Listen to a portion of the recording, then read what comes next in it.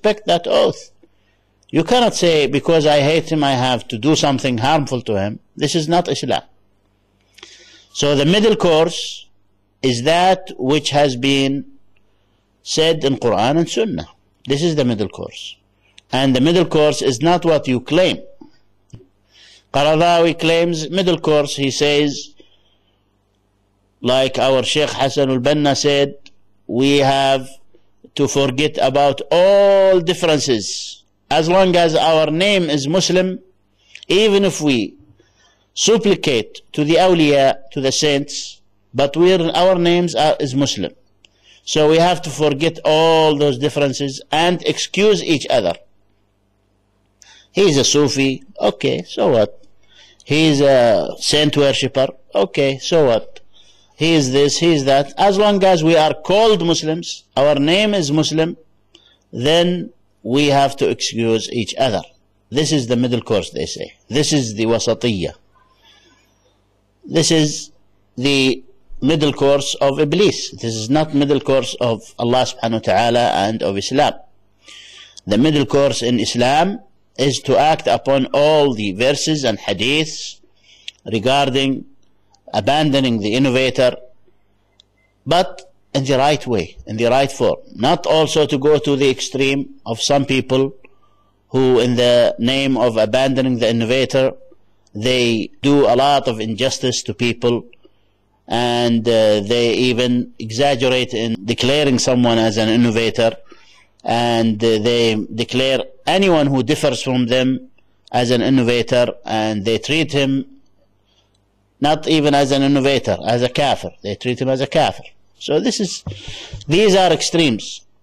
The middle course is to follow the Book of Allah and the Sunnah of the Messenger sallallahu alaihi wasallam.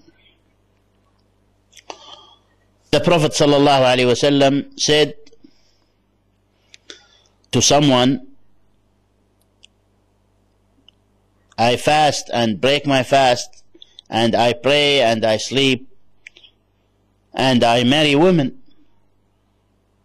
Because those people said, one of them said, I fast and I never break my fast. And the other one said, I pray all nights, every day. I never sleep. And the third one said, I do not marry women. I don't want to waste my time in the responsibilities of marriage. I want to worship Allah. So the Prophet ﷺ said, that's not the way I am. I fast and I break also my fast. I pray at night and I sleep also. And I marry women. And then the Prophet ﷺ said, as a general rule, he who seeks other than my sunnah, then he is not of me. He who seeks other than my sunnah, then he is not of me. He has nothing to do with me. Narrated by Bukhari and Muslim. Then the Shaykh says, there are now two groups contradicting each other in issues of worship. The first group are the ones who have shortcoming in the matter of worship, and they became lenient in fulfilling their worships until they actually stopped doing a lot of forms of worship, and they only do few things, like salat in masjid only. No worship at home, no worship in their workplace, no worship in the stores, no worship on the street, no worship in their dealings, no worship in their politics, no worship in their disputes, and no worship in other aspects of life. So the Shaykh says, of course, there are worships for the masjid, and they have virtues, and they should be done. But the worship includes all the life of the Muslim, inside the mosque and outside the mosque. And then the second group, a group which they went too far in applying worships to the degree of being extremists or fundamentalists, as they call them. So they make things which are only desirable, make them an obligation. And they make things which are allowed, make them forbidden. And they declare someone astray if he is different from their way, or if he criticizes their way. And the best course is the course of Prophet Muhammad sallallahu alaihi wasallam, and the worst evil are the innovations. Then the Shaykh says that the true worship has three pillars. Three pillars. The first is the love, and the second is the fear, and the third is the hope and desire. So, love with submission, fear with hope, they have to be together in worship.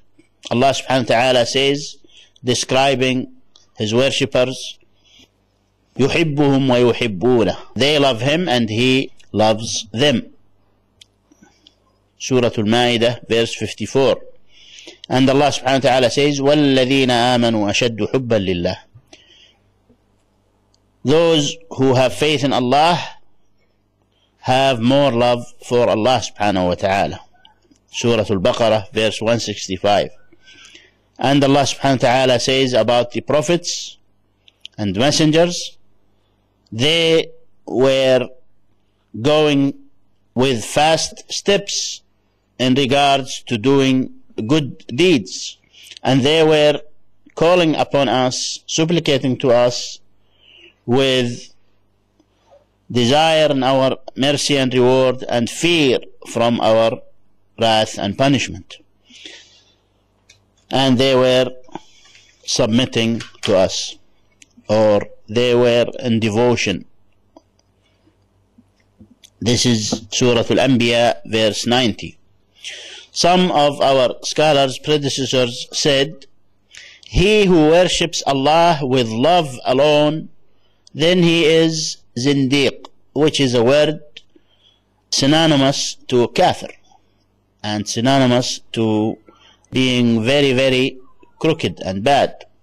It's actually not an Arabic word, but it has been used by Arabs to show the great kufr of someone.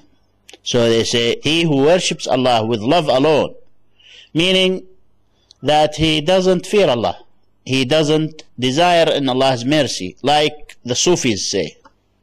We have a lot of Sufis who say this. They say, we don't worship Allah because we want paradise or because we want reward from him, and we don't stop doing things which are haram because we fear Allah or because we run away from hellfire. We only do it for the sake of loving Allah subhanahu wa ta'ala. Now, this is a big lie, because if the prophets and messengers were as described in the verse that I just recited, they were worshipping Allah out of fear for Allah and out of desire in his mercy and out of love also. All three has to be there. So how could those other people claim that they don't fear Allah and they don't desire in his mercy? So they are putting themselves in a position different than the prophets and messengers, which shows that they are not on the right path, because the only right path is the path of the prophets and messengers, and anything which is different, this is not the right path. We have a lot of poetry about so-called Rabi' al-Adawiyya, who was one of the figures of Sufi saints, which say that, oh Allah, I only worship you because I love you, and I don't worship you because I want your paradise, and things like that. We have a lot of poetry like that. But this is wrong, and this is not from Islam.